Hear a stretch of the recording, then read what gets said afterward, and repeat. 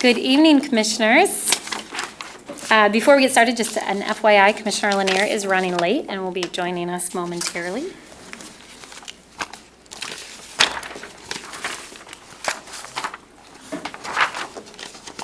And Commissioners, a reminder, we have one suspend the rules for a resolution, so I'll call that later in the agenda. All right, with that, we'll go ahead and get started, and I'll call this meeting to order. Welcome, everyone, to our Tuesday evening City Commission meeting. We're going to start off our meeting with a moment of silence before the Pledge of Allegiance and then roll call. So if you would join me in standing.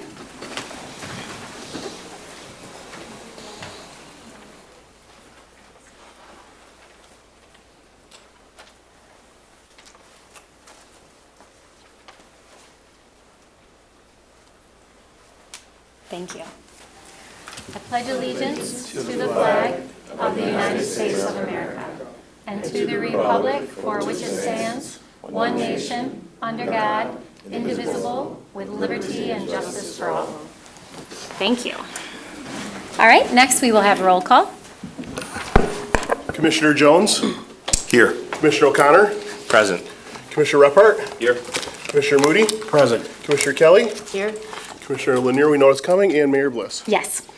All right, so next is our first opportunity for public comment, but let me walk you through the agenda in case this is your first time attending one of our meetings. So we have a number of opportunities for public comment, and the very first one is public comment on items that we're actually voting on tonight. So if you look at your agenda, you're going to see a whole host of items that we talked about and voted on earlier today. So this morning we had what we call standing committee meetings, and all of those agenda items are listed. And then later on on the agenda, you'll see two opportunities where we have scheduled public hearings. So if you are here to speak on the property tax and the proposed 2020 city budget, or if you're here to speak on the provision fees, those public hearings are a little bit later on in the meeting. And then at the end of the meeting is when we open up public comment for any other items. A couple of rules about public comment. We ask you to come forward, speak into this microphone up here. We ask that you share your name, the city that you live in. For the first opportunity for public comment, I'll ask you to be very specific about what agenda item you're referring to. And then to help out our city clerk, we ask that you sign in. There's a clipboard over there. We ask that you sign your name, and the only reason for that is so that we get your name accurately in the minutes. So we ask that you do that just to help us out to make sure that those are accurate. So we're going to and one other thing. We start public comment, and if you are here to speak on any of the items, whether it's the first item or the first opportunity for public comment or the other ones, I ask that you come up and make a line, and then as soon as there is no one else standing up, I'm going to close that public comment period. Okay, so we ask that you come forward, stand in line, we'll do public hearing, and then we'll close that public comment period. So if you're here tonight to speak on any of our agenda items, I'll go ahead and open up that opportunity for public comment. And you are welcome to come forward. All right. Sign in first.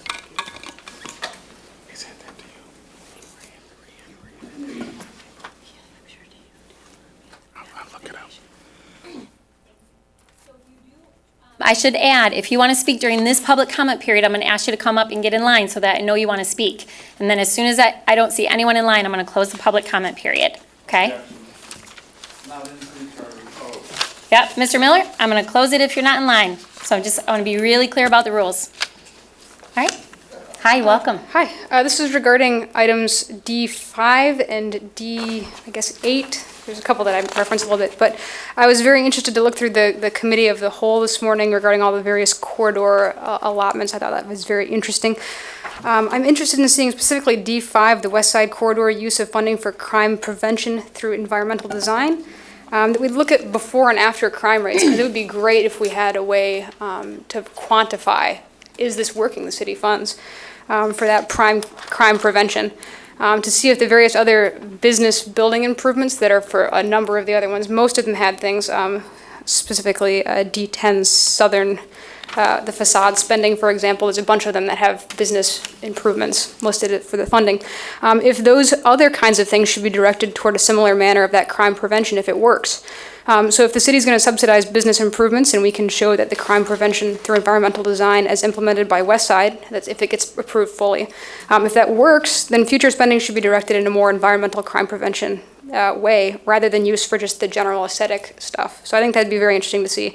With this in mind, I find it concerning that although we're willing to spend $75,000 on that particular for one corridor for environmental crime prevention, the commission seems unwilling to do the further amount for 10 police officers that we see that would benefit the entire city, but that can be talked about more later. So thank you. Thank you. Appreciate that. All right, others who wish to be heard? Hi, welcome. Hi, my name is Joshua, and I am not sure which item number it is specifically, but I was confused about the spending in regards to the equity projects inside of this city, namely to the tune of, No, go ahead. namely to the tune of the Equity and Diversity Inclusion Office, particularly with regards to bringing in outside talent in the name of promoting diversity. It's perfectly fine to promote diversity and have that job and have that office. What is concerning and confusing is that we would be bringing in people from outside of Grand Rapids to do so. That is the. So I'm not sure that we discussed any agenda items today related to that. Maybe the overall budget that you're questioning? It was referencing the Grand Rapids strategic plan. I read this a couple of weeks ago. If this is a specific budget item. So that public hearing related to the budget, proposed budget, is a little bit later on. Okay. So it's not something we're voting on tonight. It's during one of the scheduled public hearings. My pardon then. Yeah, no, that's okay. I know it's confusing. We have a really long agenda today, so there's a lot of items listed on there. All right, anyone else who wishes to be heard on items that we're voting on tonight?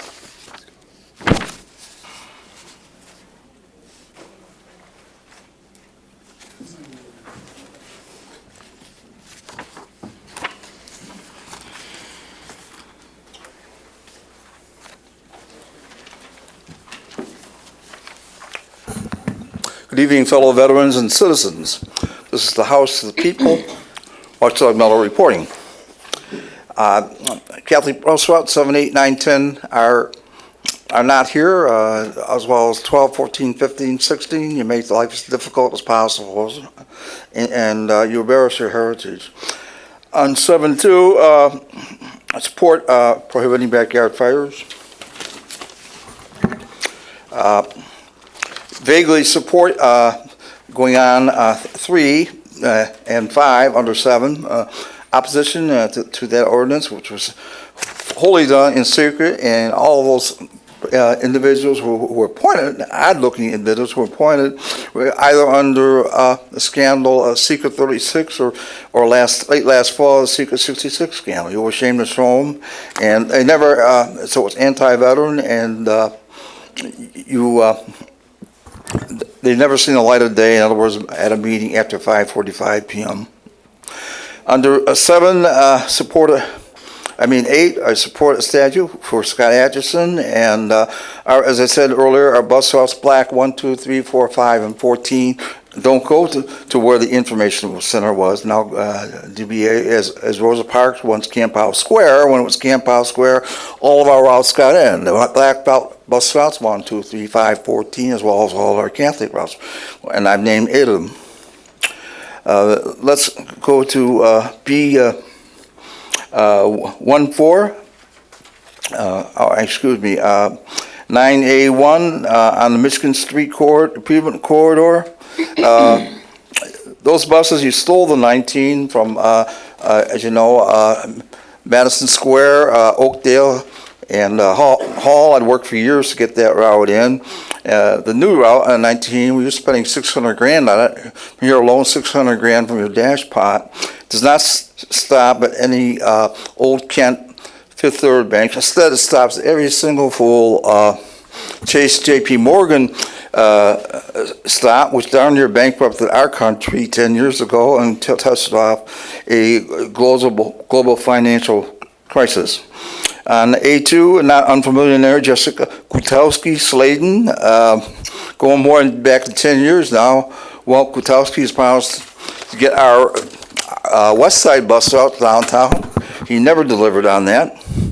And those would be the Shanghai 9, the Alpine, the Stop Star 12, Fulton, the Crutch Kicker 18, as well as the Skyjack 7, America's dumbest bus route. Your job to find a dumber bus route than the Skyjack 7. Yeah, thank you, Mr. Miller. Thank you. Anyone else who wishes to be heard? All right, with that, I'm going to close that opportunity for public comment, and that will take us to approval of our minutes from our last meeting. Commissioners, can I get a motion? Support. All right, any questions, comments, changes? All right, all those in favor say aye. Aye. Those opposed? It carries. All right, next that will take us to petitions and communications. First of all, I'd like to apologize. I do have a cough kind of going on today, so if I do get up and leave at certain points, it may be because of that, so just so everybody's aware. First Not communicate, contagious, is it? we'll find out. No, just kidding. No, it's just cough. Communication received from Darren Jackson expressing support for the proposed human rights ordinance. That is received and filed. Communication received from Roger Kohlhaus urging the city commission to prohibit backyard fires. That is received and filed. Communication received from Lisa Epperson expressing opposition to the proposed human rights ordinance. That's received and filed. Communication received from the Friends of Grand Rapids Parks expressing support for the inclusion of funds for park acquisitions in the fiscal year 2020 budget. That's received and filed. Communication received from Kevin O'Brien expressing opposition to the proposed human rights ordinance. That's received and filed. Communication received from Brett Thibault expressing support for the proposed human rights ordinance. That's received and filed. Communication received from Donovan Richardson expressing support for the proposed human rights ordinance. That's received and filed. Communication received from Scott Atchison regarding a downtown information center. That's received and filed. And communication received from East Hills Council and neighbors expressing support for the establishment of a civilian oversight board for the Grand Rapids Police Department. And that is also received and filed. All right, next that will take us to our reports of city officers, and we have 2 items before us tonight. The first one is Comptroller's Report for the period of April 11, 2019 through May 1, 2019 in the amount of $36,884,323.21. That is received and filed. And Treasurer's Report for the period of April 10, 2019 through April 26, 2019. And that is also received and filed. All right, next that will take us to our consent agenda, and our consent agenda has items on it that we talked about this morning and we voted on where there was a unanimous vote. So tonight, with one voice vote, we'll adopt those items. So Commissioners, can I get a motion for the consent agenda? Support. All right, Commissioners, any questions or comments? All right, all those in favor say aye. Aye. Those opposed? It carries. All right, that will take us to ordinances to be adopted, and we have one ordinance before us tonight. The first ordinance is ordinance amending Section 1 of the Budget Ordinance 2018-35. Sorry. Ordinance amending Section 1 of the Budget Ordinance 2018-35 for fiscal year 2019, Amendment Number 16. Support. All right, Commissioner Jones, you want to tell us about this? Yeah, Mayor, there were just 3 items this morning in fiscal and the budget ordinance. 2 of note. One was the reimbursement from the city of Kentwood for a signal modernization improvements, and the other was the reimbursement dollars for the reconstruction of Umatilla Street. And there was no change to the contingent balance. Great. All right, Commissioners, any questions? All right, this is a roll call vote tonight. Commissioner Jones? Yes. Commissioner Lanier? Yes. Commissioner O'Connor? Yes. Commissioner Repart? Yes. Commissioner Moody? Yes. Commissioner Kelly? Yes. Mayor Bliss? Yes, and Commissioners, can I get a motion to give this immediate effect? So moved. Support. All those in favor say aye. Aye. Those opposed? It carries. All right, next that will take us to resolutions to be adopted. And Commissioners, we have one item that is a walk-on, so can I get a motion to suspend the rules? Support. All those in favor of suspending the rules say aye. Aye. Those opposed? It carries. So Commissioners, the resolution before us is a litigation matter, and it's a settlement in the case which is Demetris Magid. Am I saying that right? Magid versus City of Grand Rapids. Can I get a motion? So moved. Support. All right, any additional comments or questions? All right, all those in favor say aye. Aye. Those opposed? It carries. All right, next that will take us to our scheduled public hearings. So we have 2 scheduled public hearings tonight.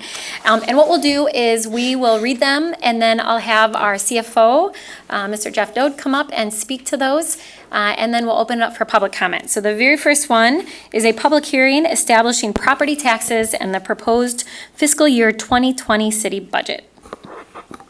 So we'll get this started with our CFO, and then I'll see if commissioners have anything to add, and then we'll open it up if you are here to be heard on this item.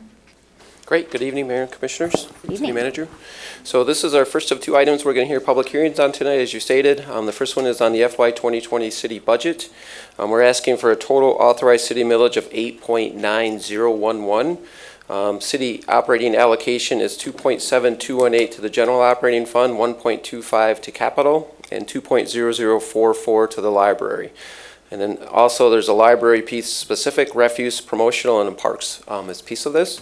We're authorized to levy 9.9809, but we're asking for 8.9011. For the average homeowner in the city of Grand Rapids, this is actually a tax rate decrease, because there's a Headley rollback of 0.9906, but the average taxable value in the city increased, which is a good thing, so the average homeowner will pay $20 more in the city if this millage is passed.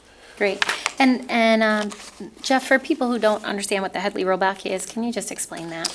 Yeah, it's a complicated calculation made by the county treasurer, actually, or the county assessment equalization person, and it takes in a whole bunch of complicated formulas about it can't grow too much, and it's if the growth rate is too high, they have to roll it back. So it's part of the Proposal A regulation that was passed many years ago. So. Okay, thank you. All right. Anything else? Nope. Nope. Okay. So if you are here to be heard and provide public comment on the proposed budget, now's the time to come forward. And again, this is an opportunity for you to share your thoughts with us. We listen, so we won't get in a debate with you or answer questions, but we will make sure that if there are specific questions, we have city staff follow up with you afterwards. And again, we ask you to follow the same rules. So come up and you can write your name on the sheet of paper over there on the table. And if you want to line up so we know how many people want to be heard, and then we'll give you up to 3 minutes to speak. Hi, welcome. Hi. Good evening, Mayor Bliss, City Manager Washington, Commissioners, and my fellow Grand Rapidians. My name is Kathy Steindler, and I am here to speak concerning the portion of the upcoming proposed fiscal year 2020 budget regarding the proposed plan for long-term parking for downtown owners and residents in Grand Rapids. I've been a downtown resident and condo owner since 2004, and I love this city. I absolutely love this city. So I'm here to express support of the program that has been put forth by Mr. Naramore, presented it to you at your last session, and I'm in support of that for the dedicated parking for the downtown residents who are owners of property here in Grand Rapids. But there's also a key aspect of that program that is really critical, and that's transferability. And exactly what do I mean by transferability? What I mean is that as I get a parking spot as a condo owner, should I then, for whatever reasons, have to sell my condo, I would want the owner that would then be assuming that property to also be able to have that dedicated parking spot as well too. So with transferability, what it does is it really protects the assessed value of the real estate. So it's protecting the value of the real estate. But what it's also doing is by protecting that assessment, it's also supporting the tax structure and the monies that come to the coffers of Grand Rapids as well too. So again, I support the program for the long-term designated parking for downtown residential owners, and want to have that aspect of transferability to be part of that program as well too. I want to make special thanks to Mayor Bliss, who has been very willing to acknowledge this need. And then also I want to publicly thank Josh Naramore as well too and his staff for working through this program and trying to see this for fruition. And again, my name is Kathy Steindler. I live in the City View condos, which is right in the heart of downtown Grand Rapids. It's at the corner of Monroe Center and Ionia, right in the heart of the city. And I thank you for the opportunity to speak at this public hearing. Thank you. Thanks, Kathy. All right, others, sorry. I know some things you want to clap at, but I'm going to ask you not to, even if you feel like you want to support it. So on the front of the agenda are some rules for this space. We want to make sure it's safe for everyone, whether you agree or you disagree. We don't want anyone to feel intimidated to come speak. So, but I appreciate you agreeing with Kathy.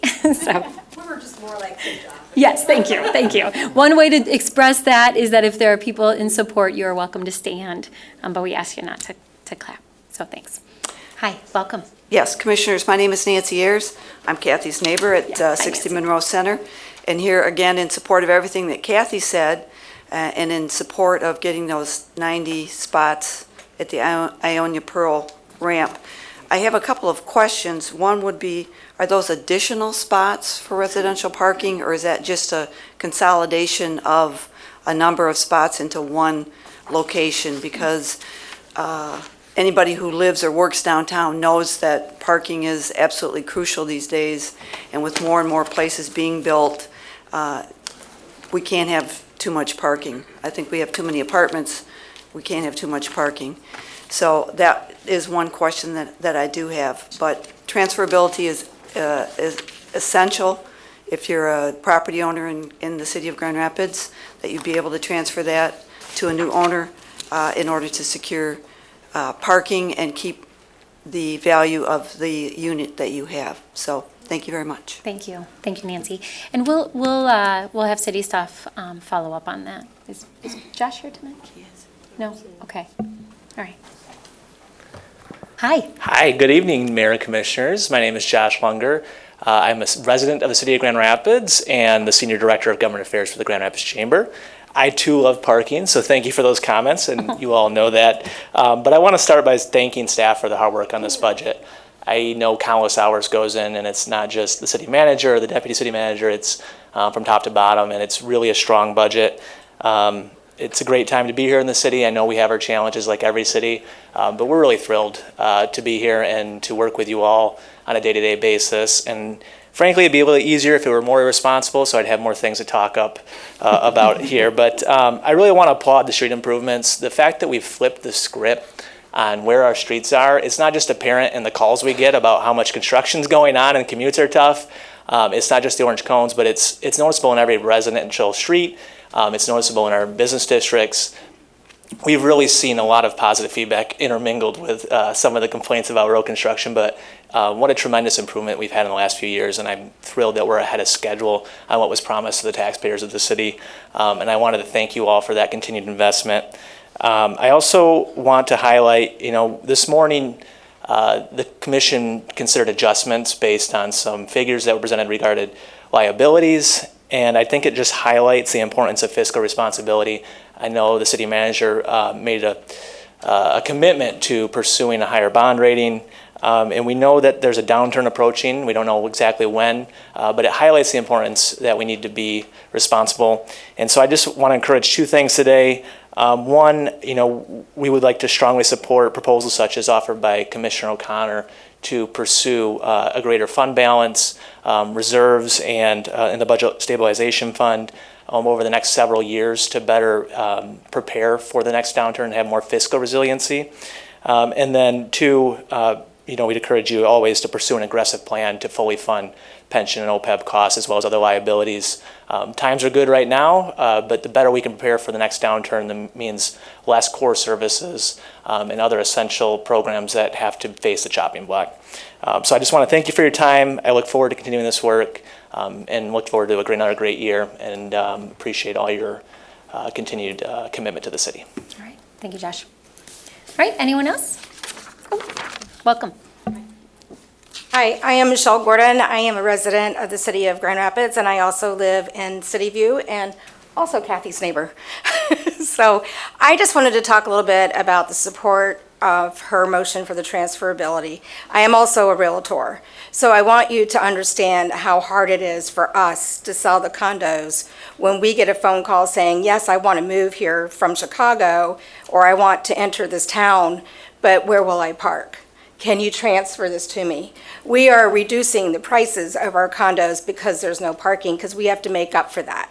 It's been very, very difficult for us, and I just want you to really consider what that's doing to our values. And we move families in here, there's the family vehicle. They're going to want to park that family vehicle.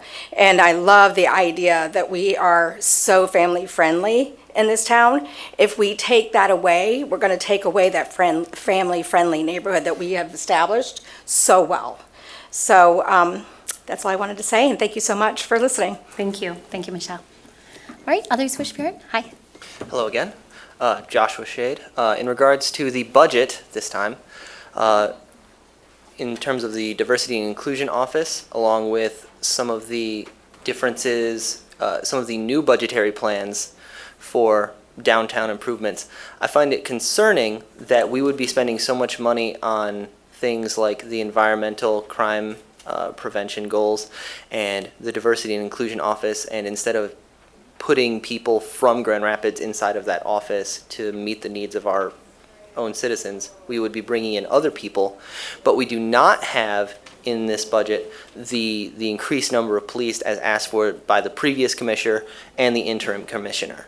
I find it confusing that there is a notion that we should simply wait until the next commissioner comes in for that person to make a recommendation for how many police officers we will or will not need, when in the last 4 years there has been a recommendation of we need 10 officers.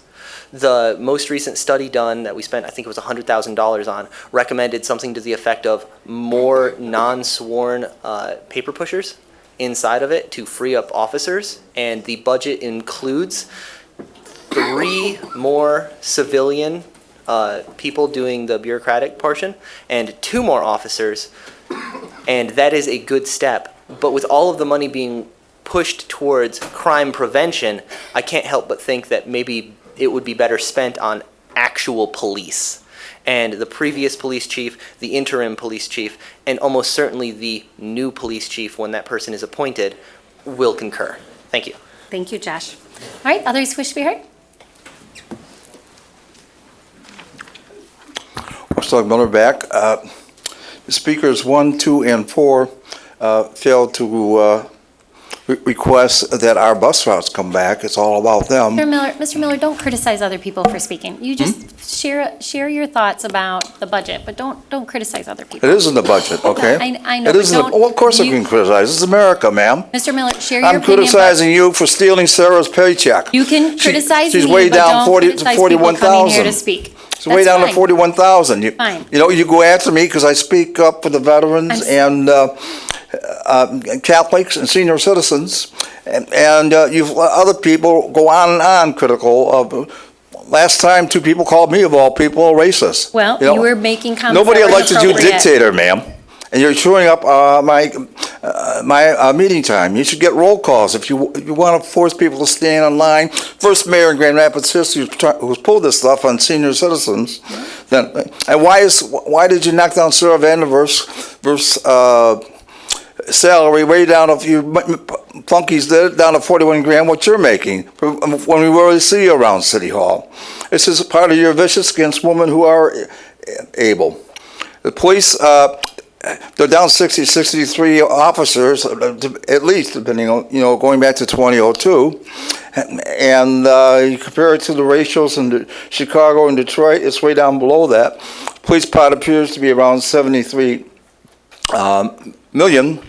And I will criticize when those ladies moved into City View right there, they knew there would not be any parking. Next, the city manager has kept the notorious racist on the board, slave ship Dutch Long. Mr. Miller.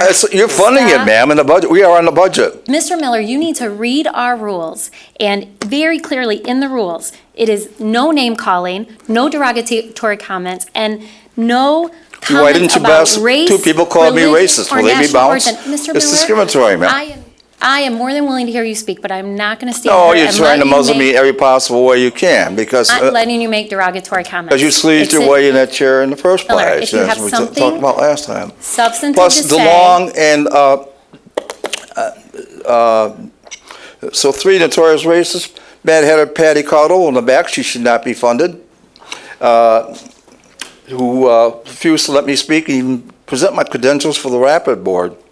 The next one is Stacy Stout, notorious racist, working for Miller, working for the city manager. Mr. Miller, This is the enough. city manager's bug. Mr. Miller, I'm not going to Well, let we'll you call call it, ma'am. people We'll call it. names. No, enough. Your time Two is people up. called- two people Stop. called me Nope, racist. your time's up. No more. Your time is up. It's up. Enough. I'm not going to let you call people names up here. Well, you have So, two people call Mr. me Miller- racist. Mr. Miller, your It's time's up. unfair, ma'am. Your time is up. Okay. Your time is up.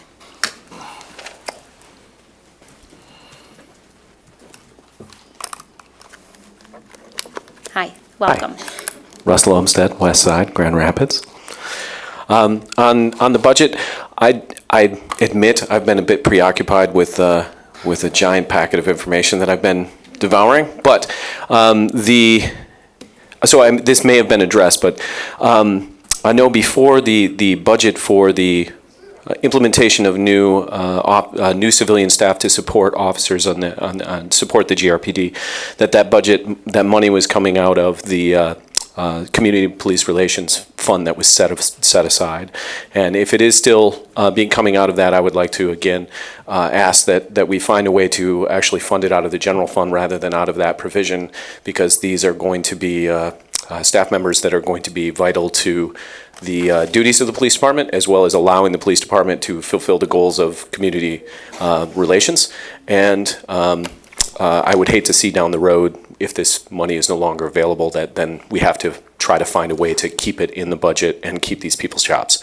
So I support overall, though, the approach of what the study recommended towards that type of implementing civilian staff to support the GRPD the way that you're doing this budget. So thank you. Thank you. Thank you, Russ. All right, others wish to be heard? Thank you, Mayor. I forgot my name last time, Sam Snelling, Grand Rapids. I'd also like to thank Commissioner O'Connor for his commitment to long-term financial stability, pushing for the funds to be well managed. I'd also like to speak out for the police that yes, I don't see kicking the can down the road to the next commissioner will certainly say something different than the previous 4 years. I think that's rather short-sighted. We should show the new commissioner, whenever he does arrive, he or she, that we are committed to funding the police. What kind of commitment are we showing to them if we aren't funding what's been a consistent request? Anyway, I don't want to reiterate all of that, but I would like to say I was very pleased this morning to see $16 million for the lead remediation. That is something that we should certainly fund.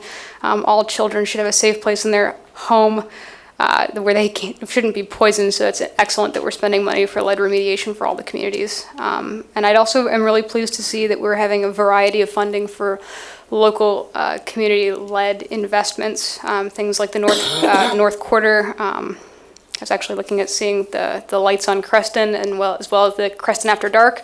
I saw that the proposal, and I was going to ask you all tonight for more information on that, and then wouldn't you know it, that afternoon they walked into my place of business and said, hey, here's some pamphlet. So it's great that you guys are spending money on these local investments. The communities are coming together. I'm seeing it with the businesses that I work at, the multiple small businesses in that area.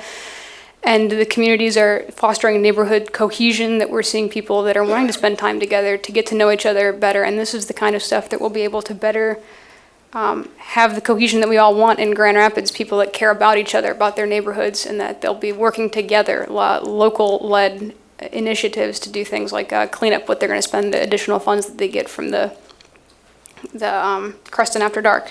So I think that's very good, and I do want to see more community investment like that. So thank you for your commitment to that. Thank you. Thank you, Sam. All right. Seeing no one else, I'm going to close that public comment period. And that will take us to our next scheduled public hearing tonight. And this public hearing is a public hearing to consider the fiscal year 2020 service provision fees. And these are the fees that will go into effect July 1. So again, I'll have our CFO, Jeff Dode, start us off, and then we'll open it up if you have specific comments about the fee schedule. Good evening again. So City Commission Policy 710 directs city departments to list the fees that they're going to charge in the upcoming year, and the goal is to recoup 100% of costs associated with those fees. It's not always, they're not always able to do that due to certain things like regulatory requirements sometimes limit the amount of fees. Sometimes fees are placed at an amount lower than full cost recovery due to other needs or other priorities of the City Commission. So there's several things that affect fees overall. Part of the policy also requires a list of all fees, which have been posted as part of the public hearing agenda item, and then have this public hearing. So I want to point your attention, I did drop off a sheet in front of you. So there was one sheet of fees that was not available for the public hearing originally. And some of these were clerical errors that we discovered after the initial posting. Those are listed on the top, and there's piles of these available outside the room as well. And then the planning department and street lighting department were affected by a Public Act 365, which was passed really late, and these new fees needed to be implemented as part of that Public Act. So this particular sheet did not make the original public hearing, although they are to be on the final list of fees to be adopted next week. A few other fees to note. So there's a schedule of all new fees broken out, and some of these have to do with the golf course. They actually lowered some of the fees at the golf course, and then also they added some fees for like food truck permits, cross-country meets, and things like that. So the fees are broken out by many categories: fees with no changes, fees by cost of living increases only, fees with greater than cost of living, and then new fees. So a lot of data on fees, and we charge a significant number of them, but they're all documented and justified why these are charged. So public hearing is tonight. Thank you. And Jeff, the Public Act that you referred to, I'm assuming by looking at these fees, it's largely the small cell legislation that was Correct. passed in Exactly. Lansing? Yep, and that was passed just, I think, last month. So Yeah, okay. All right. Thank you. Okay, so if you are here tonight to speak on the fee schedule, now's an opportunity to come forward. Again, same rules apply. We ask that you share your name, the city that you live in, and we'll give you up to 3 minutes to speak.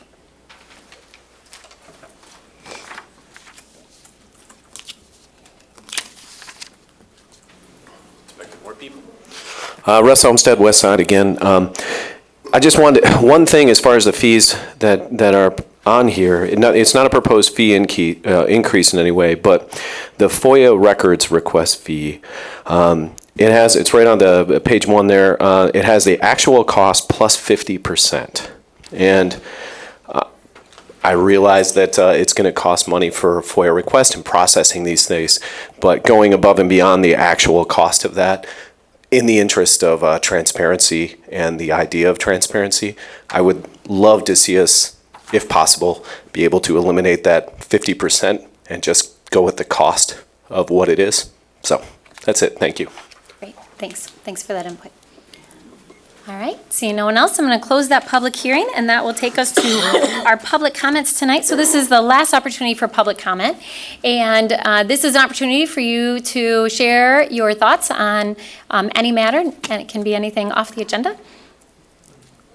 Mr. Davis, you going to get us started? Okay. Thanks for being courteous. Hi, welcome. Thank you, Commission and Mayor and City Manager, for this opportunity. I'm here speaking about the Human Rights Ordinance. I'm speaking in support of the Human Rights Ordinance. I'm here today representing Next Gen Michigan as the Regional Organized Director here for Next Gen Michigan. As we speak about youth and advocacy for youth, this Human Rights Ordinance will be a model ordinance for the whole country to look at. We have an opportunity here to shape our community and shape our city and our state and our country in the right direction as an equitable inclusion place. As we speak about the strategic plan for our city, it includes inclusion. When we speak about this human rights ordinance fits within our strategic plan.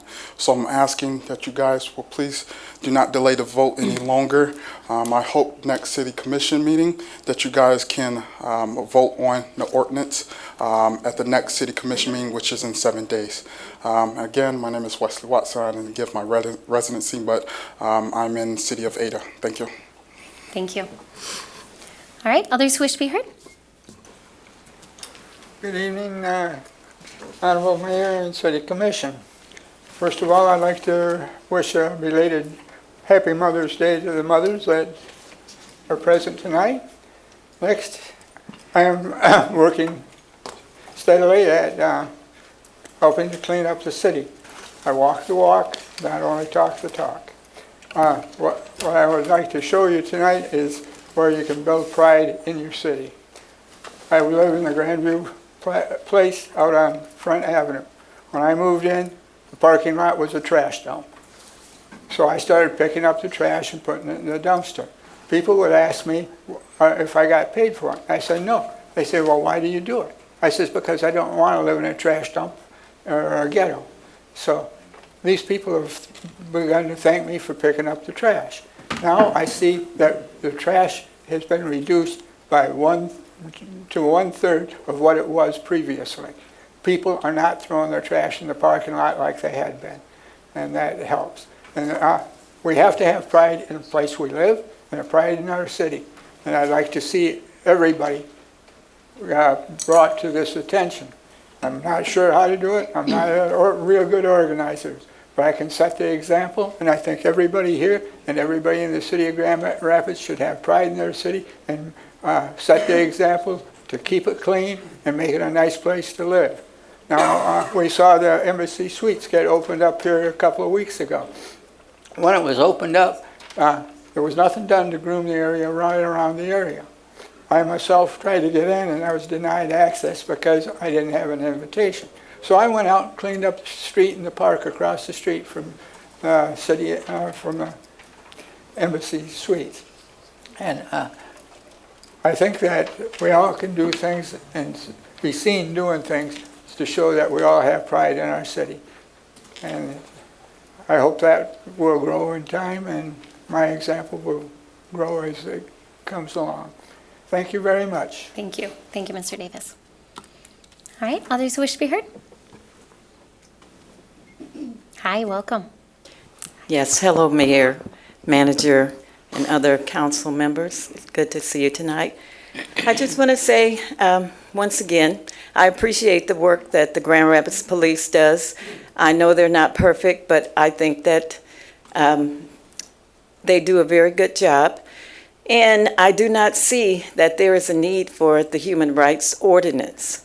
I just think that maybe if they would maybe check more closely about whatever they're called on, they can decide if someone has made a 911 call that, is a false call. So I oppose the Human Rights Ordinance. I love everybody. I don't hate anyone. I think that we're already covered by this ordinance.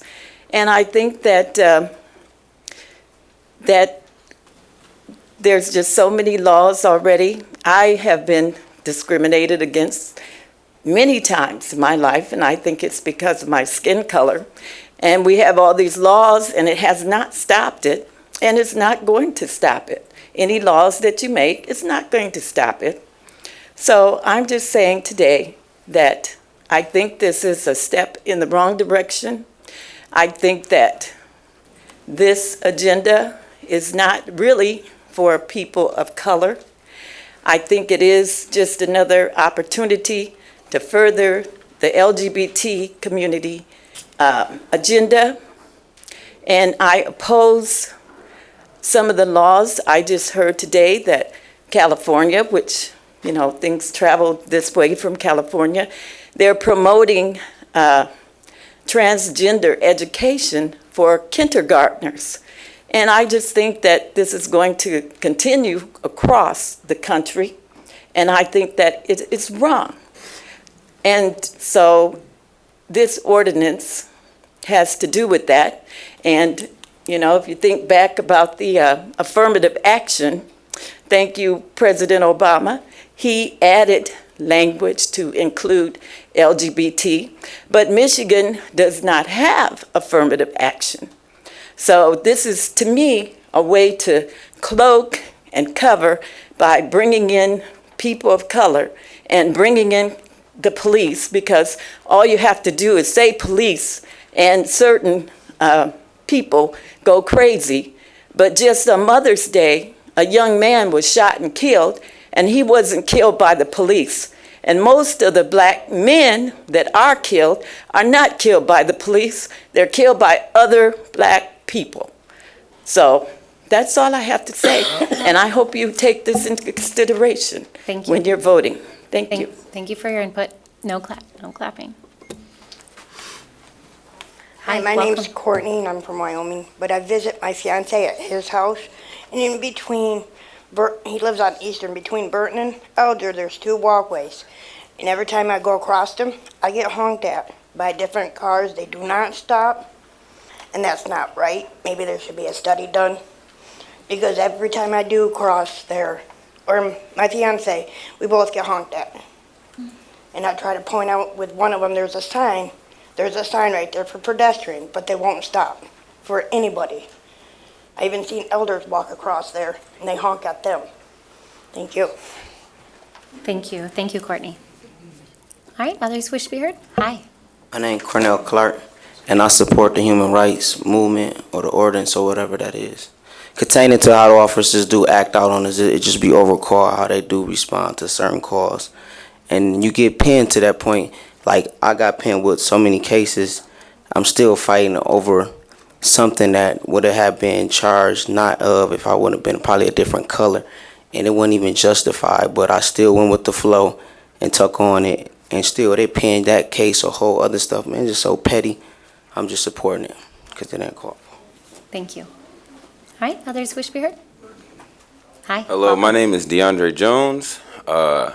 Actually pretty excited because before I came here, I actually went to the Department of Education in the city of Lansing, and so I actually got to experience the Board of Education at the state level, which was I would say, it was a lot less nerve-wracking than actually coming to the local government. I don't know why, but I'm very broad-minded, so I would say like the local government, when I actually get in here, it's kind of like jittery a little bit, but I'm still confident. I just don't know why, but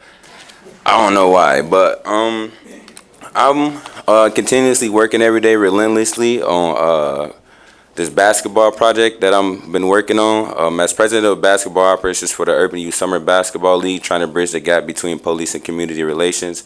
I'm very excited for the work I've been putting in. I've actually sat in meetings with different people like from Spectrum Health and bankers and seen Mayor Rosalind Bliss shopping. So it was pretty cool to actually see people in the local government as you're working on things that actually make the community better. And so I actually like to see the alignment and know that I'm actually putting in real hard work and heartfelt work and trying to produce something beautiful for the youth. I'm a state championship basketball player at a charter school. I believe there should be a investment in charter schools. I went to Lighthouse Academy. I literally went from getting into a fight with the guy and then promising my high school basketball coach that next year that we would win a state championship, and I did that. So for anybody that doesn't think that I can't hoop, I can hoop. And so I'm not just one of those people that actually trying to put something together, but basketball is a serious passion of mine, and I understand how it actually brings people together. And like I said, I want to produce something beautiful. This has been a lifelong dream of mine. Like I said, I always wanted to be president of the United States when I was a kid. When I actually turned 37, that's where the election will actually be open, where I can actually put in a ballot. So hopefully I put in enough work into humanity the next 12 years where people will actually see my work and actually see me to be president. I'm not going to give up on that regardless of whoever told me I can't do it. I will never let anybody in this room or nobody in the world tell me I can't do something, because I've literally done things that I know it's hard to do. Literally from being in the juvenile detention to getting out and actually winning a state championship, that's hard. It's much more harder than saying it, to actually do it, to put in that action. And so for those people out there that don't believe that they can do something, I am a prime example of that. I go to the farthest extents to try to produce the best product or anything that I do, and I'm just I'm very proud to be here in the city of Grand Rapids, being able to do it, just because I feel like this could be just the headquarters of just a very powerful city that can actually overturn and create a domino effect around the world. And so thank you. You guys have a good day. Thank you, DeAndre.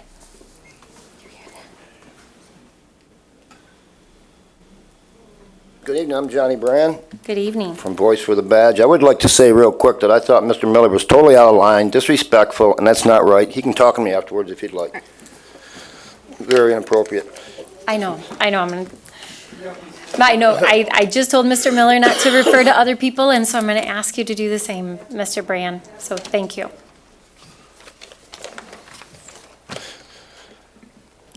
I'm Johnny Brand, representing the Voice for the Badge, a new citizens organization we began because our police deserve a voice too. They have plenty of voices that generalize, vilify, scrutinize, and flat out do not like our police department, but the Voice for the Badge will speak out for our police and acknowledge them for the many positives and things they do in a dangerous job where they risk their lives every day. I thank John O'Connor for his public position on the need for more officers that the proposed budget reflects. Not enough. Mayor Bliss, you stated in an MLive GR Press article on Sunday, May 12th, that the $100,000 survey was useful for shining light on the department's other needs, at least in the short term. And you said, it's not perfect, but I believe we're in the interim period as we seek a new police chief. It gets us through the short-term change and adjustment until the new chief can come in and do their own assessment. I anticipate the new chief will come forward after they get some experience behind them with some recommendations. Now, it seems to me that Chief Rahinsky recommended we needed more officers, and a lot of them, and gave statistics that proved it, and he wasn't listened to, so hopefully we'll listen to the new chief because we need more officers. Tonight, though, we're going to honor the fallen. And I know this happens at the police memorial last Thursday. That's done by the police department. I don't know if the city honors them. I don't believe they do, but this should be done every year on Police Week, which this week is, or the closest week prior to if you don't have a meeting. Tonight, we're going to honor the GRPD, but I'm also going to honor Detective Daryl Black. His sister Karen is on the VFB. My gosh, my time is going. You know what, I'm going to let them do this because I want to make sure it's covered. And but we are going to honor our PD tonight, the fallen, and some other area officers. And we just feel it's necessary, and I really hope that you will consider doing this every year at the city. And we'd be happy to come down and do it, but I just think it's very important that they're recognized.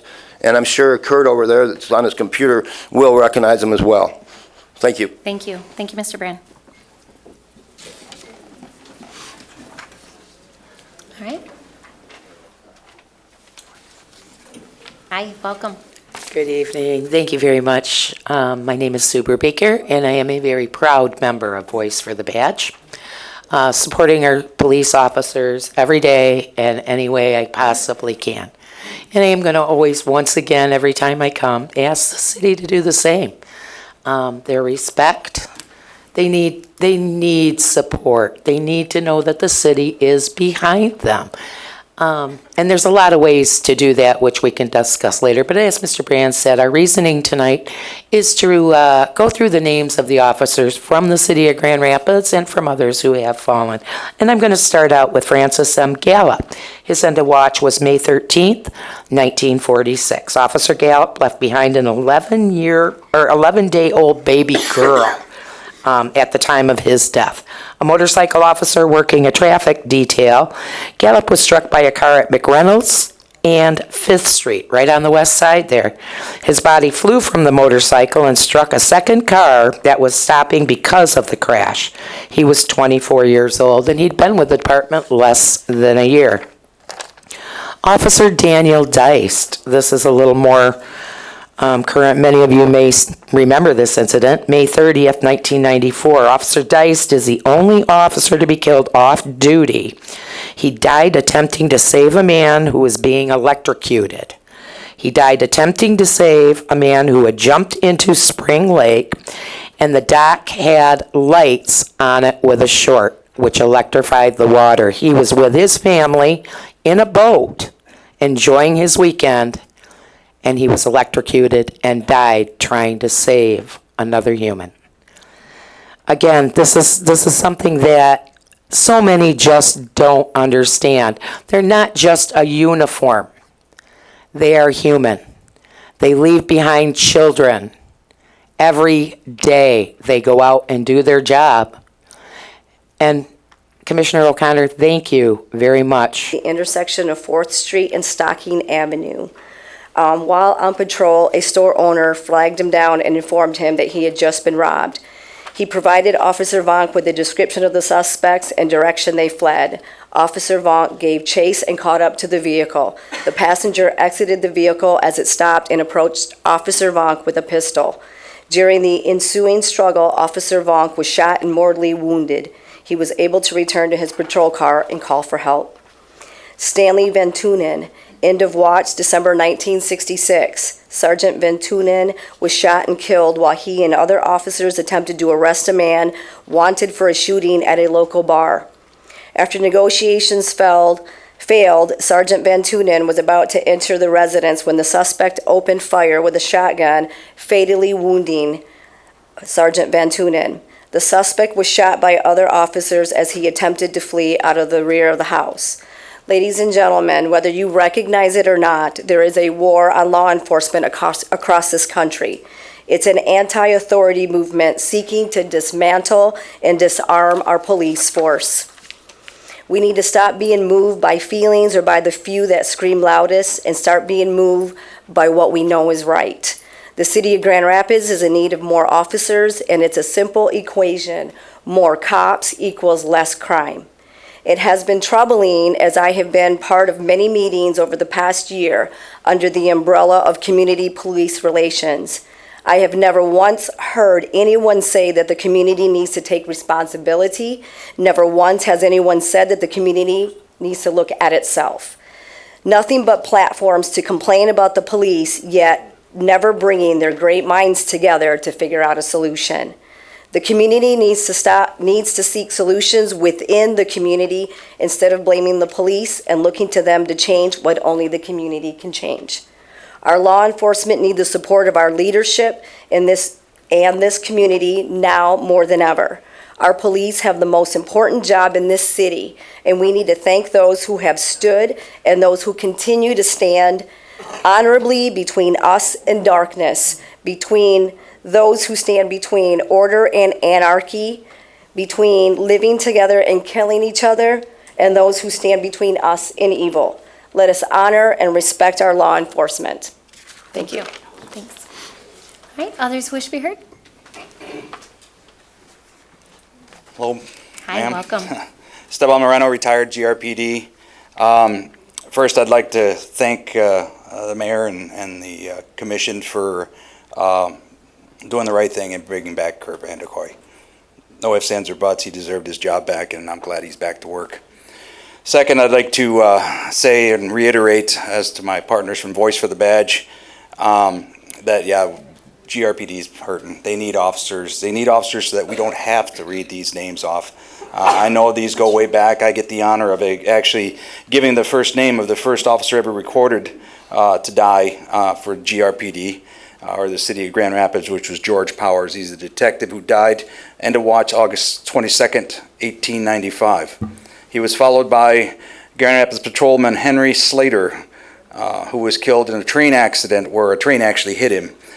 September 4th, 1907 was his end of watch.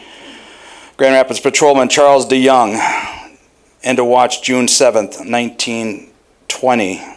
He also died in an accident, followed by Grand Rapids patrolman George Gang, I think it is, also who died from an accident.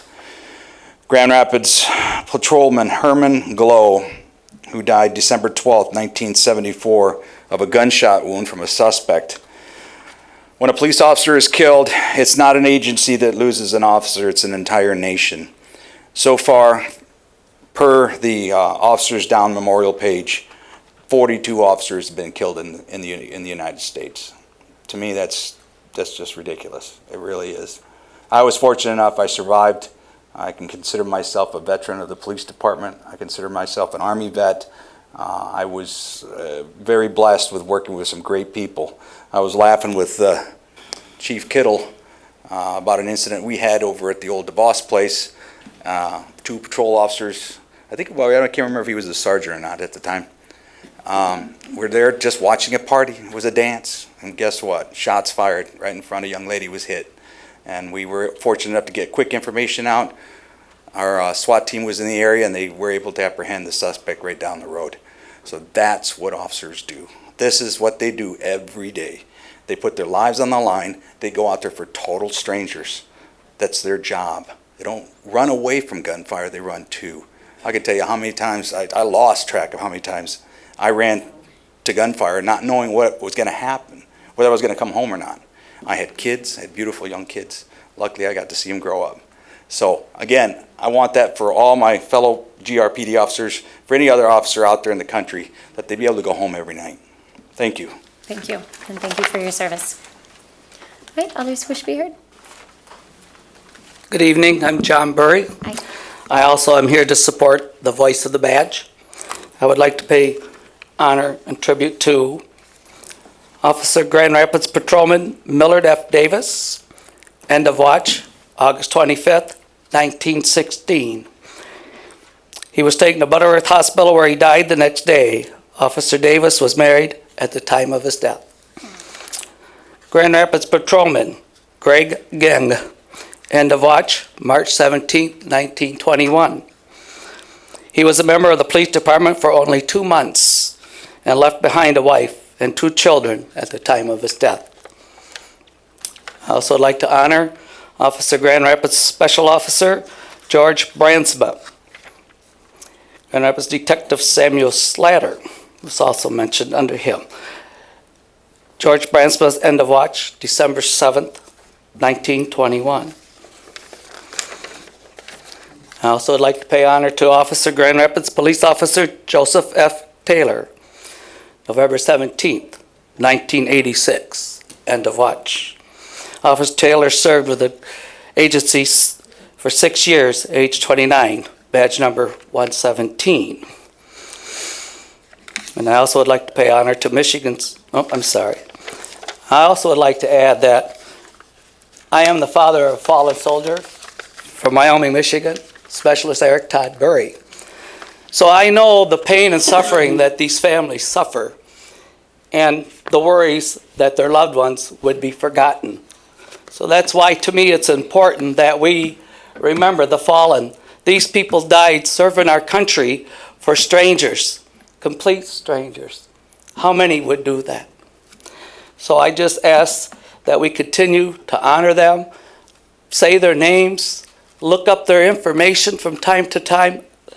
These that go years back, I'd never known them. So I'm honored to be able to say their names. And I also ask and encourage you to promote from within your department. Don't waste this money looking outside of the state for your next chief of police. Just promote from within.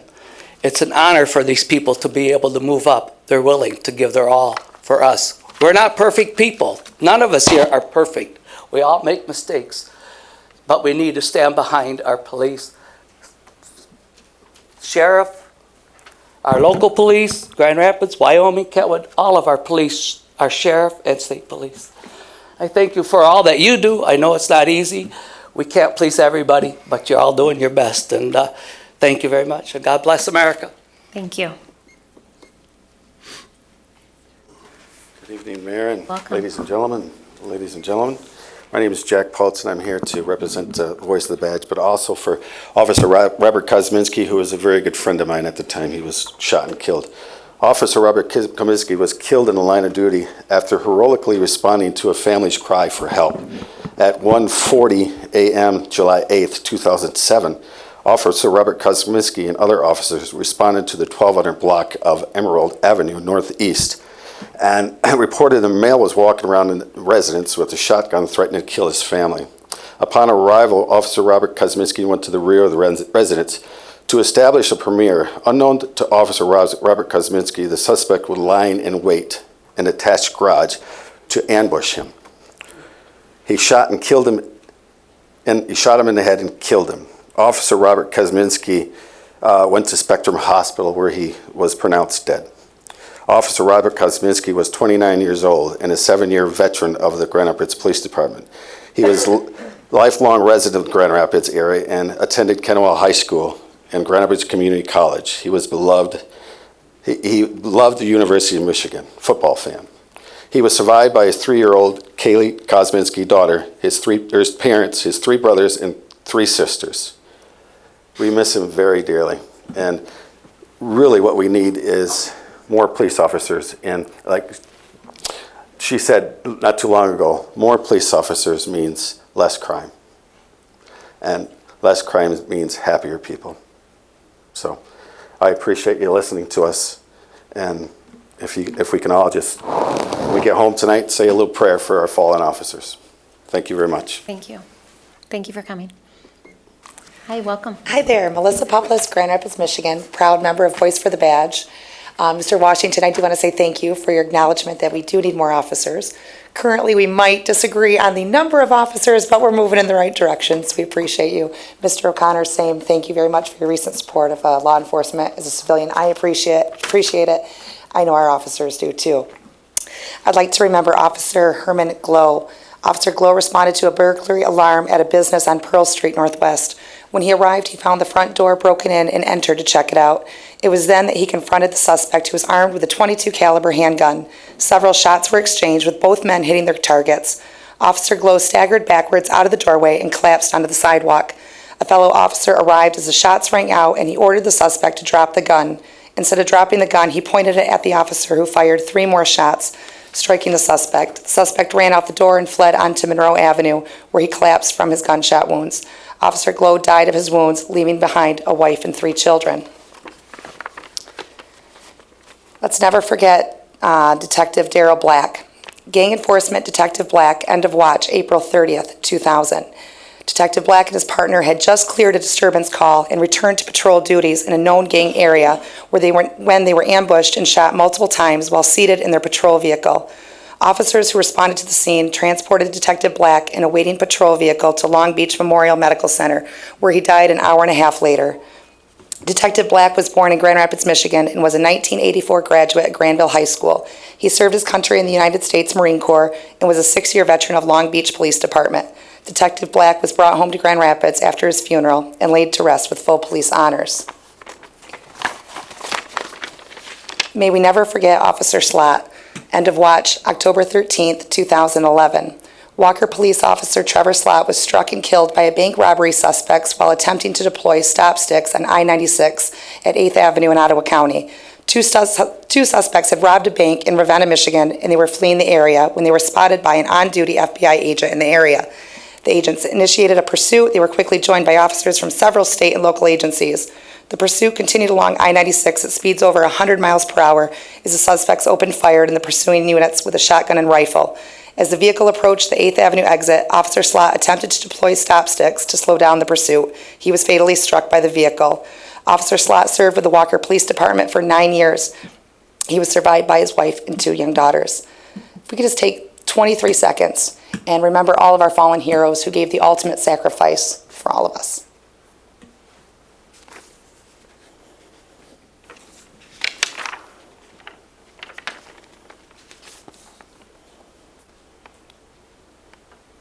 Thank you.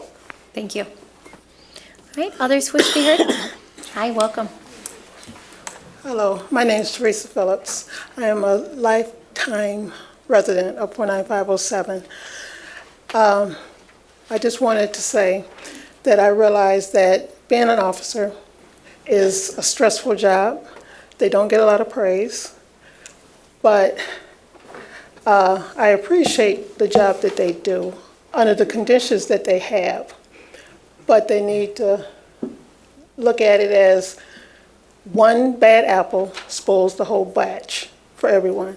And as a woman, a black woman, female, with 2 sons who are African American men, I highly ask you to support the human rights bill because it's needed. We need to hold people accountable. Thank you. Thank you. All right, others who wish to be heard? Hi, welcome. Hi. Lorelei Moore, City of Grand Rapids resident. I'm here to talk about some issues related to policing. The first thing I want to ask is that as we look at police union contracts, that we approve a contract that removes barriers to civilian oversights, and that the disciplinary history of officers be open to the public. And I also ask that as we look for a new police chief, that we do a thorough search for somebody who has a track record of implementing reforms, who prioritizes community engagement, and that the community's input is included in this search. In the community input meetings that have already occurred, there was very low attendance, so I ask that we're creative with figuring out ways to meaningfully engage the community to really seek their input.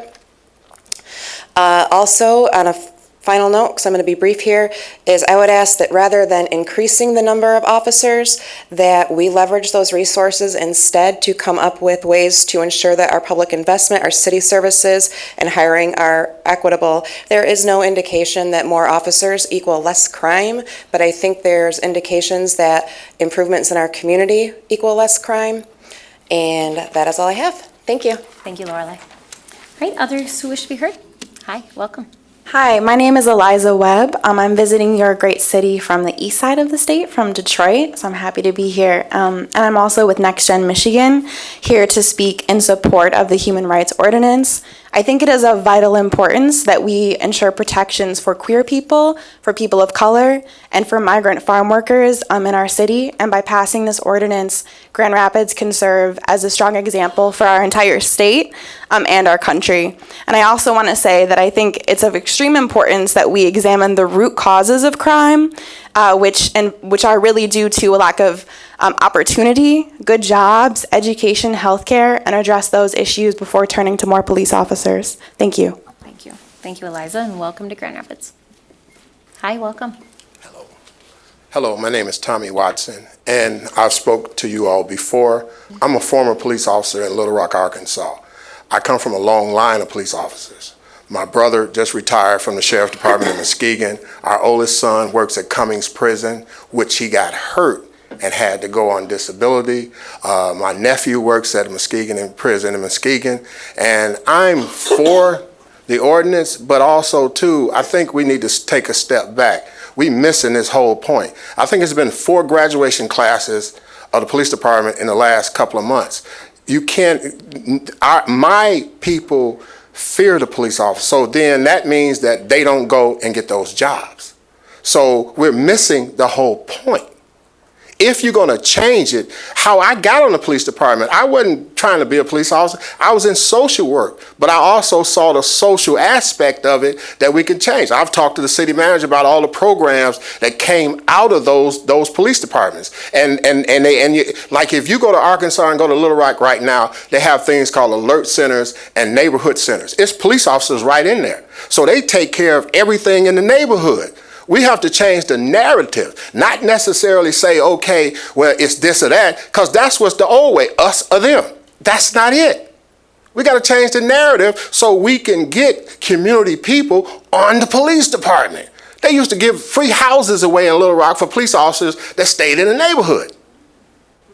We got to change the narrative. Everybody missing the whole point. It's really actually going to be us against them if we keep on going this way. Thank you. Thank you. Thank you, Mr. Watson. Hi. Hi, welcome. Thank you. Oh, sorry. You want to start the clock? I'm missing my clerk here. I'm not used to having that job. Like the gentleman before me, I too get a little jittery when I stand before this auspicious body. I'm Clee Jackson. I'm the president for the Greater Grand Rapids branch of the NAACP.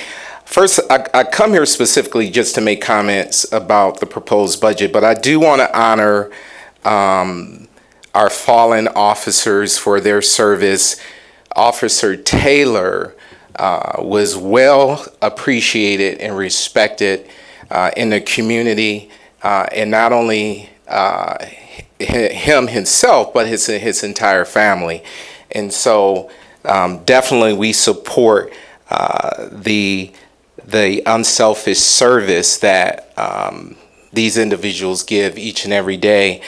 Also, we are in support of the Human Rights Ordinance. However, we are encouraging this body to take it slow and to make sure that the review, the research is thorough in order to have long-lasting impact. So the other piece and the last thing is that the NAACP is in support of the budget, especially the civilian policing and oversight piece. However, we have some concerns about paying overtime for police to help patrons cross the street to and from a Cher concert. This is a duty that we think can and should be handled by civilians like those serving in the role as a school crossing guard. That's one piece. City Manager Washington, you have the authority to move the needle forward, and we are hopeful that more things will continue to happen with the hiring of the next chief.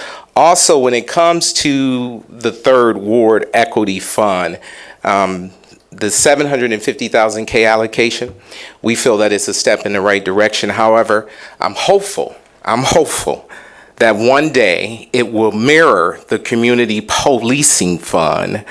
Nothing stops a bullet. Nothing stops a bullet like economic development. Thank you. Thank you. Thank you, Mr. Jackson. Hi, welcome. Hello. I got back in. My name is Joshua Shade, and I got back in line just a couple of minutes ago. And during that time, I heard someone say that there is no evidence that more police results in less crime. There are two reasons a person would say this. Reason number one, they are utterly ignorant of the research. Reason number two, they are lying.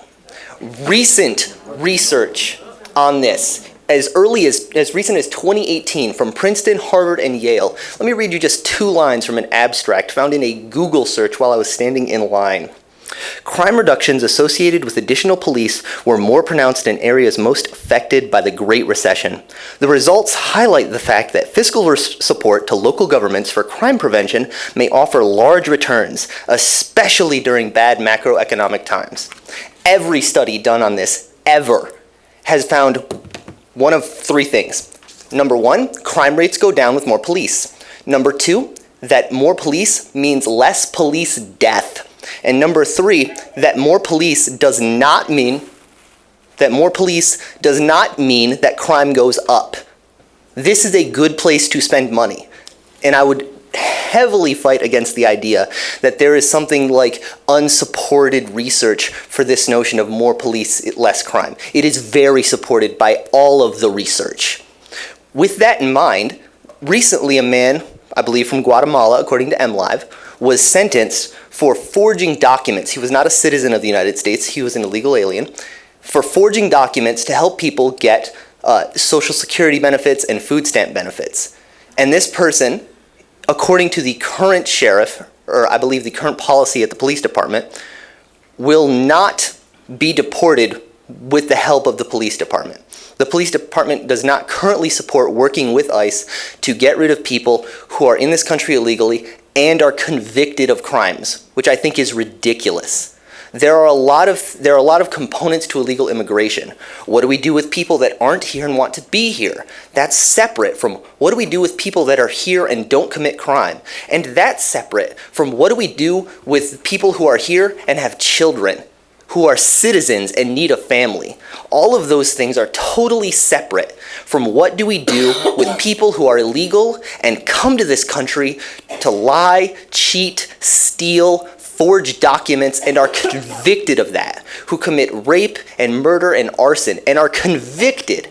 It is insane to me that we currently have policy at the police department to not work with ICE to get rid of convicted criminals. And it is confusing to me that anyone would propagate the notion that more police doesn't mean less crime. More police means less crime. More police means safer police. Thank you. All right, others wish to be heard? Good evening, everyone. Thank you all for being here. My name is Kareem Scales. I'm here on representing the Grand Rapids NAACP branch. Just to echo some of the comments that President Jackson said, we are in support of the ordinance as well as the city budget proposals. With that said, there are just a few questions that we'd like the commission, city manager and mayor to consider in regards to the budget. We'd like to make sure that minority contractors are included in the pavement trench repair proposal, or also in the search for the position for the transport planning assistant. We'd like to kind of get more clarity on, in regards to the equity fund, what criteria was used to determine which ward gets what allotment as far as those funds go. And also to make sure that minorities are included in the selection criteria for those civilian police support personnel positions, including the crime analyst, the civilian crisis intervention person, and the public safety liaison. And those are my comments. Thank you. Thank you. Thank you for your input. Hi, others wish to be heard? Welcome. Good evening, Craig Patterson from Mackinac City, former resident of Grand Rapids. I'm here to talk a little bit about Grandview Place, and I have a video here, short, 45 seconds, to just show you what was accomplished in the old Ryder truck garage on Front Street. So if you can click down at the bottom there. Okay, we're going to try to make this work.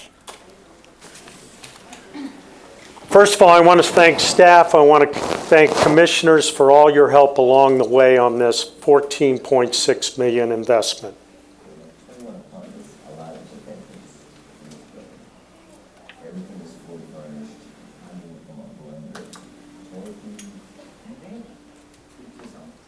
I'm all over that all. But they were really taking up the veterans. You know, it's rare to find someone that, or a place that would provide you with everything that you need. I'm just grateful.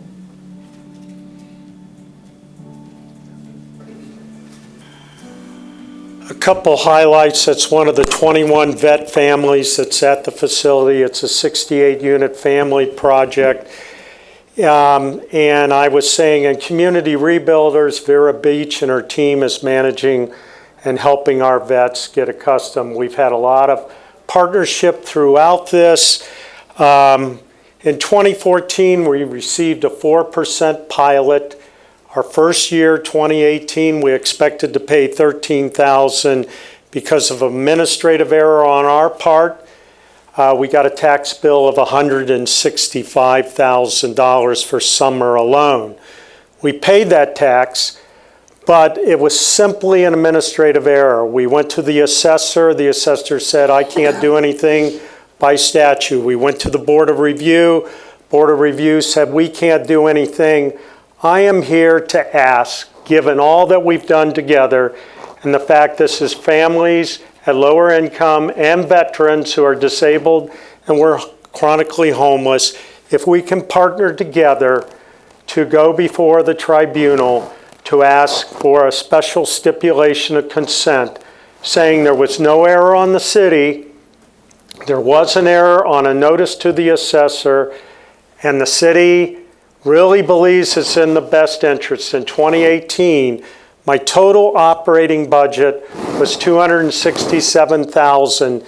Now I'm adding $175,000 by the time I pay all taxes.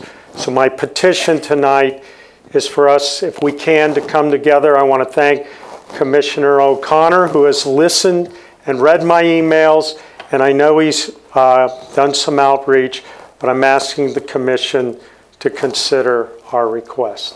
Thank you. Thank you. Thank you, Mr. Patterson, and thank you for all of your work. Can we support the tax tribunal request? Because I agree with it. Hi, welcome. Hi. My name is Mr. Gordy. I did not intend to get up today, but after hearing all the comments about policing in the city, and I decided to get up. I've lived in the inner city for 45 years. 45 at the same location at Pleasant and Morris. Also, I've worked at King County Jail for a number of years. I know a number of police officers on the force in the county. Retired as well as active. that grew up in this community. Having lived in the community for this number of years, I have certain observations. One is that we definitely need more community police officers. In fact, everyone on the force needs to be a community police officer. Not just if we have our community police officer specialists, but they all have to be community police officers because they are in the community and they work for the community. And when they understand they work for the community, things go very well. They get the cooperation of the people in the community, and they get our support much more. We appreciate them. And so that, I think, is in the recommendations, in fact, that all the police department, from top to bottom, be considered, get themselves in the mindset, the narrative, that they're all community police officers. In fact, I haven't been stopped so many times for minor violations and experiencing, $135 a pop. For failure to use my right-hand turn signal on two occasions. Getting in a turn lane too fast on another occasion. All those, I know what they are because the questions that are asked. Questions asked, you know what you did? Not necessarily, they tell me. And then can I have you're getting a ticket for not using it? And then the next question is, where are you going to, where are you coming from? The reason for that is, as a white guy, older white guy, when I'm alone at night, that's when I get stopped. And it's assumed that I'm in a certain neighborhood because that's where I live, but that I'm going through there to buy drugs or something. That's why the next question is not where are you coming from, where are you coming to, but also, this last time again was, do you have any drugs or illegal paraphernalia in the car? Okay, that is where it's at. That doesn't set well when you have to end up, 5 tickets, $135 pop. I know also, I've had time to tell about a story about a very good recent episode I've had with a community police officer. Just a regular police officer, but did a very good job. And that was such a positive experience. One negative experience can also destroy 100 other. Yeah. Thank you. Thank you, Mr. Gordy. All right, others who wish to be heard? Hi, welcome. Hi. My name is Pat Sizey. Oops. And I've met many of our police officers. I have no fear of them at all. They have always been there. They will answer any question I've asked. They have always been kind enough to check on me, and they've been just great. I love them all because they are our protection. They serve and risk their lives every day, as they've said, and they are just wonderful, great, caring people. And I am sick and tired of hearing these criminals badmouth them. When they show disrespect, when they refuse to obey the rules, and they endanger all of us with doing so, they need to be stopped now. There's no excuse for this. I have never seen any racism in them. Our schools are a total mess because these people are being allowed to do whatever they want and complain all the time about police officers. Why aren't we having our officers come in our schools? Other communities do. They have officers that will go by, talk to the children, and explain things to them, what they do. These guys and gals are absolutely fantastic. All they need is a chance. These children in school need to be taught respect for all of them. They don't even respect our teachers. My son's a teacher, and he comes home a nervous wreck because he has to watch his back in class. They can't turn around and write on the blackboard. They can't discipline them in any way other than expel them. I feel parents that allow their children to be disrespectful when they're young, they grow up to be that way as adults, and they need to be taught and they need to be punished in school. If I would have done any of this stuff when I was in school, I would have gotten wrecked. And maybe that's what we have to go back to. Either that or make the parents pay for the discipline of the child to be taught. Thank you. Thank you. All right, others who wish to be heard? Hi, welcome. Hi, welcome. Thank you.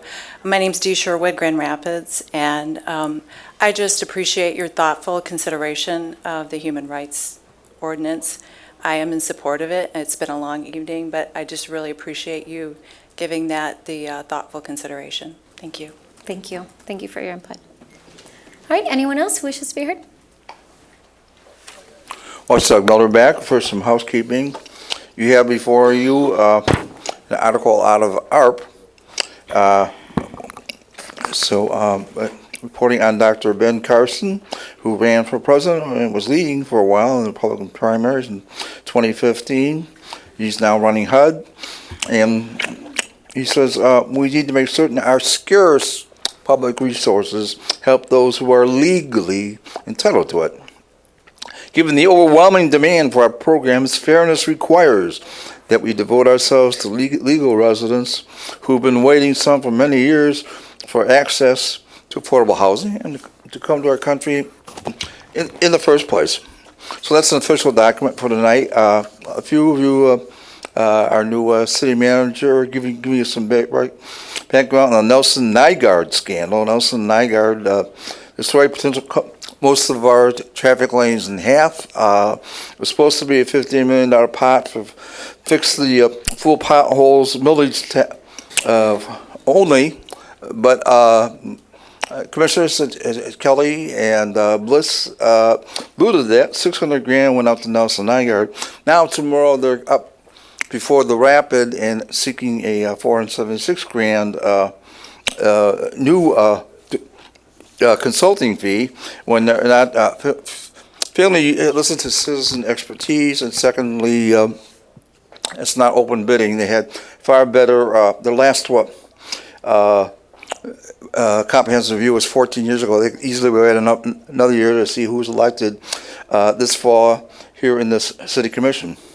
In terms of police, I do support every one of those squares, starting with 4th and Stocking, where an officer was felled. I would support renaming that square and for the officer felled, who's fallen in the line of duty. And if we want to honor them, then let's rename these intersections and squares for the officers and not loot the budget, use the excuse of their heroism and sacrifice to loot the budget. In terms of police contributions to the city, today I was not harassed. It was very rare that I have not been harassed by police for simply exercising my First Amendment right to leaflet or to testify here, and I paid for this mic with my military service. Today I wasn't harassed, but Stacy Stock has stalked me at the last so-called community meeting out at Fascist Grand Valley. She actually snatched about 10. Mr. Miller, do not end your... She's a hack. She's a you know hack. what, Mr. Miller, stop it. Well, Enough, listen, enough, your time's up. in a democracy, you were doing we so get- good with in a your comments, democracy, and we then get at to the criticize end... government. Mr. We get- Miller, no. She's one of your hacks, I don't know just how like many more Amy. times I need to tell you. No more name calling. Stop. Stop. Mr. Miller, stop. Stop it. Your time's up. Your time is up. Jim Howe, City of Grand Rapids. Couple of questions. One is, we pulled the human rights ordinance from the vote. Do we know when it's coming back for a vote? I know you can't answer, so if staff could follow up, we'll follow the rules, if staff could follow up. If staff could also follow up on, back to Russell's question about the FOIA request, I scrolled through the list, and that's the only one that has actual cost plus 50%. All the rest of them you put a dollar amount to. I'm pretty sure we know how much we pay our lawyers, and I would hope our lawyers aren't making photocopies. So I'm surprised we can't put actual fees to there. So I don't know if that's regulated that way. If it is, we could get that information, that'd be great. The other thing was, last time we were here, was it Arbor Day or close to it, and you had visited my daughter's school, Southwest Community Campus. She wrote you a beautiful note, and I lost it, thanking you for the tree that she got and how excited she was. She wanted to drop it off, and then my wife was like, no, we have to park, then you gotta go upstairs, then you guys aren't gonna wanna leave, and then it's not worth it, and then I lost it, so I feel bad. So I wanted to publicly say that she wrote you a thank you note, and then I also read your proclamation, and boy, if you haven't had a good read in a while, look up the Mayor's Arbor Day proclamation. That is very much a proclamation about Arbor Day and how cool it is. Thank you. Thank you. Thank you, Mr. Allen. Tell her thank you. For the note you did.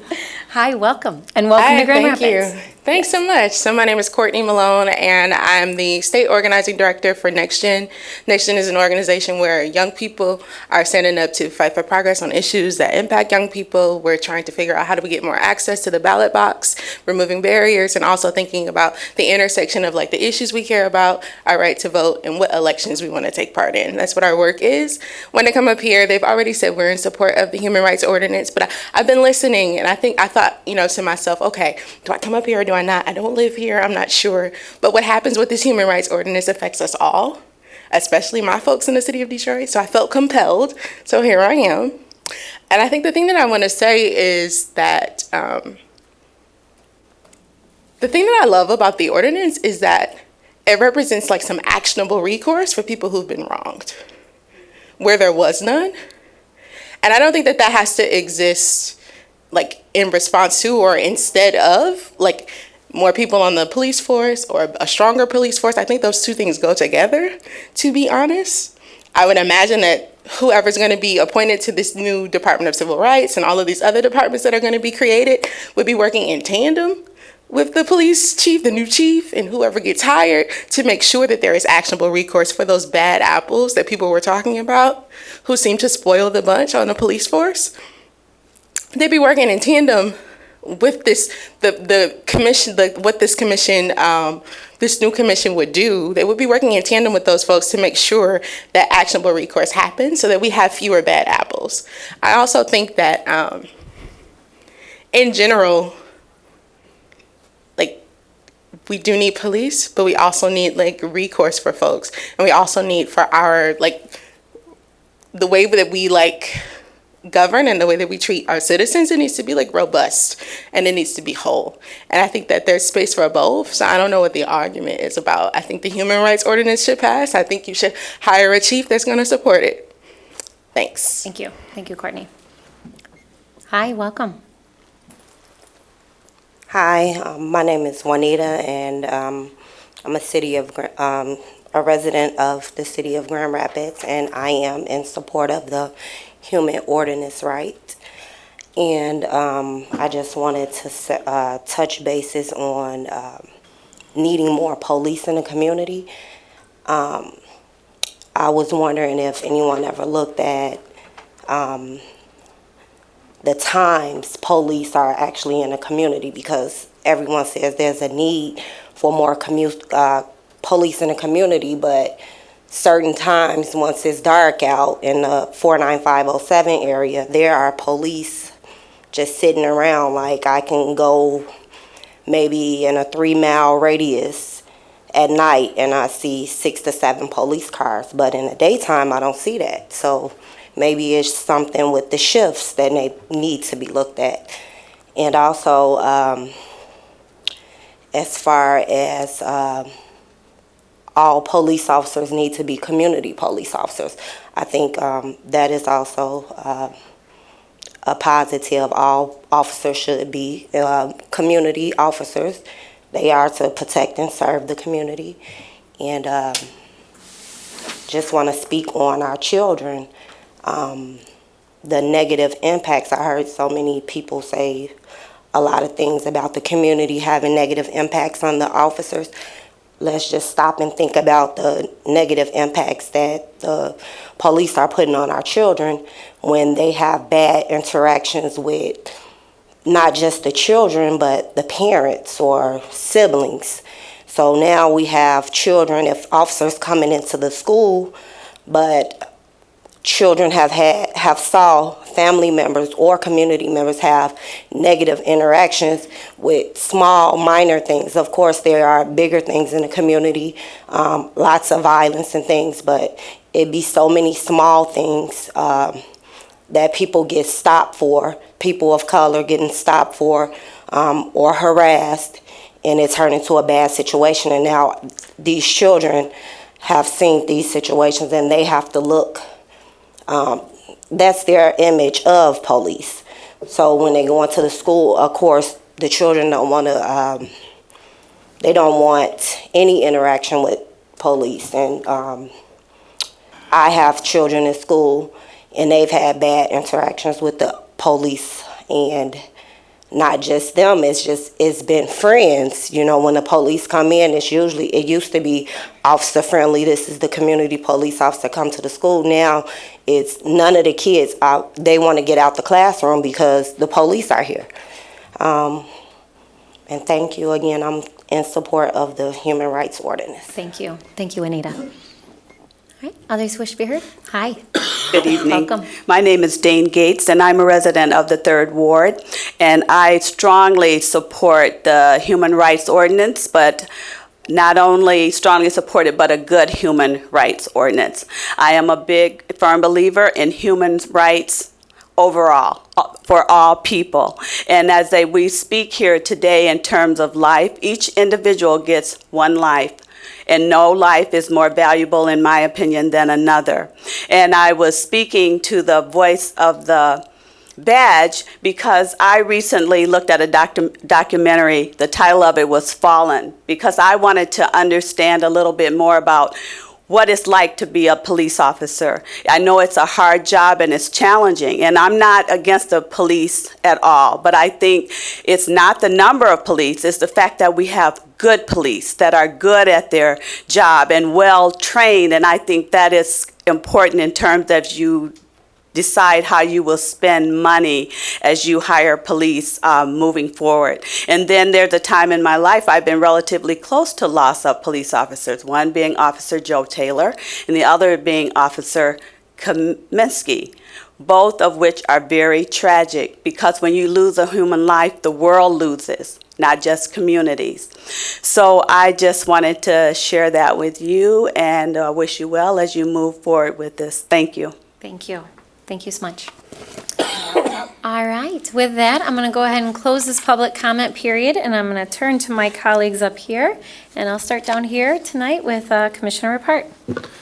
Yeah, thank you everybody for coming out tonight. I especially appreciate your comments about the budget, and we're at that final point of decision, so thanks to the staff. It's been a lot of effort that's gone into that, so thanks for bringing your comments about the budget.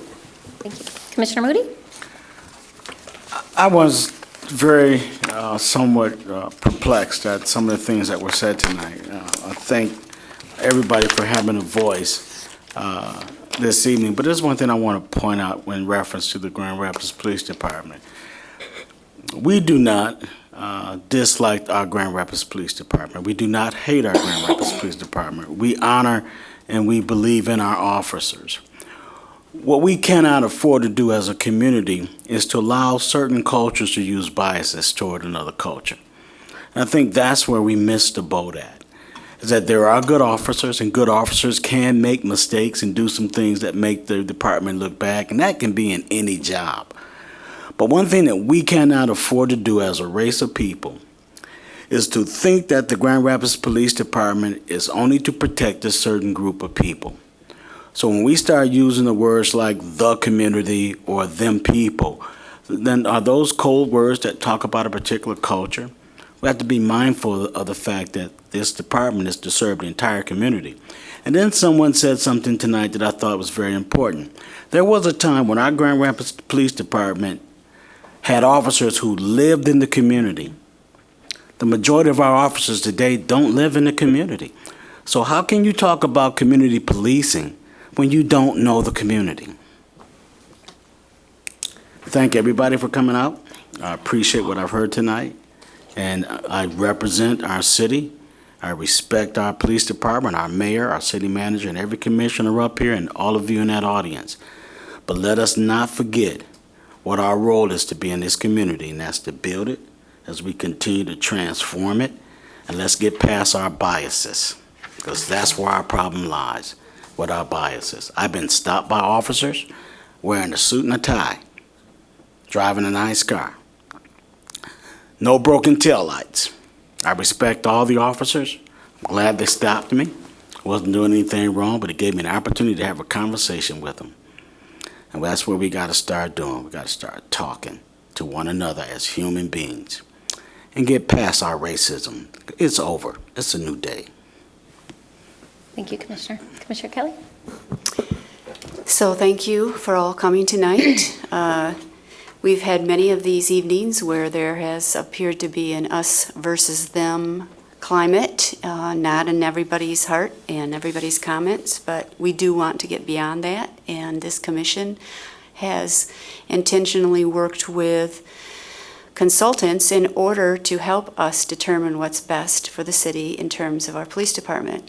None of us sitting around this table are experts, so we called on experts. It doesn't mean that we are for or against. It means that we are serving you as a community. So I too would encourage us to do more listening and certainly not try to take sides, because this is an issue that we need to solve together in our community.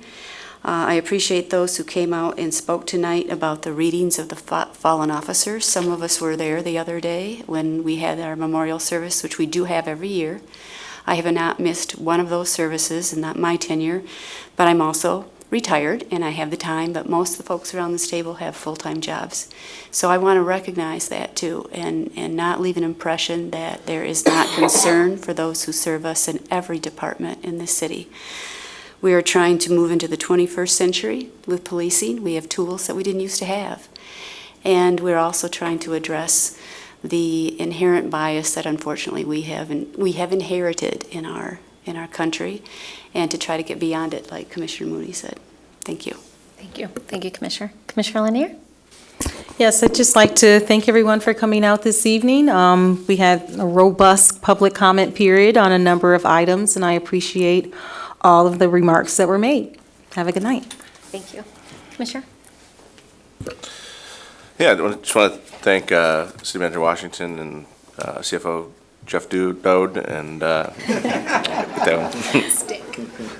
and all of the staff in our financial department and really all our departments. It's this is one of my, I think, my fourth time going through the budget now, and it's been I'm looking forward to next week and adopting this budget. And I know a lot of work goes into to do that, to get these things prepared, and to figure out how to spend these very limited and valuable resources. And I think there's comments on both sides of lots of issues, not just community and police relations. And I think that's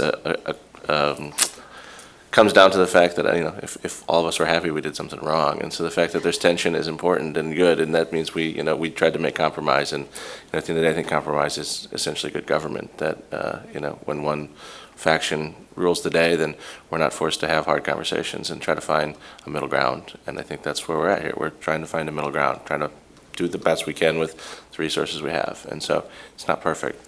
And so I don't want it to be, it's not us versus them. It's not one side versus another. I think all of us sit up here because we all love Grand Rapids and want to see it be the best city it can be. And, there's not black and white answers to a lot of these questions.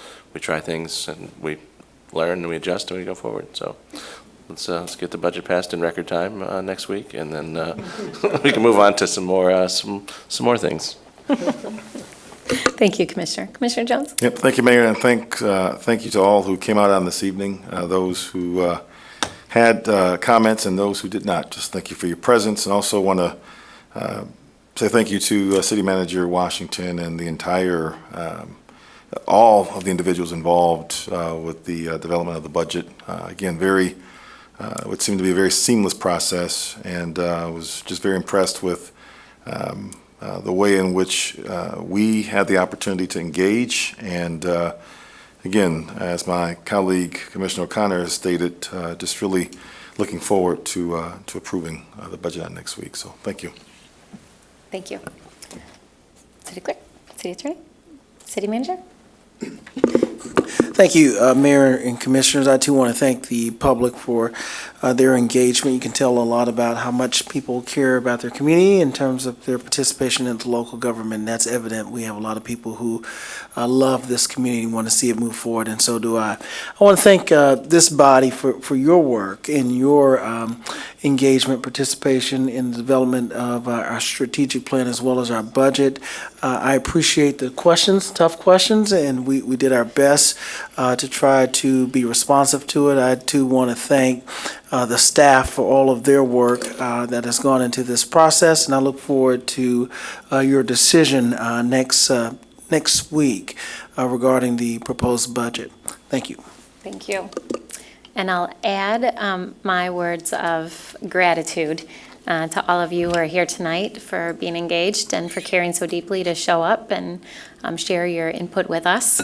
To the city manager, his first budget that I think had a great foundation based on his strategic planning process that he led, and then all of the staff who assisted with that. I know it was a team. It was a significant team effort, so I appreciate all the staff. And then I'll end by expressing my gratitude for the people sitting around this table with me who serve and sacrifice a lot of your time and energy to serve our community. All of you are incredible public servants with a servant heart, and I appreciate serving with you. So with that, have a good night.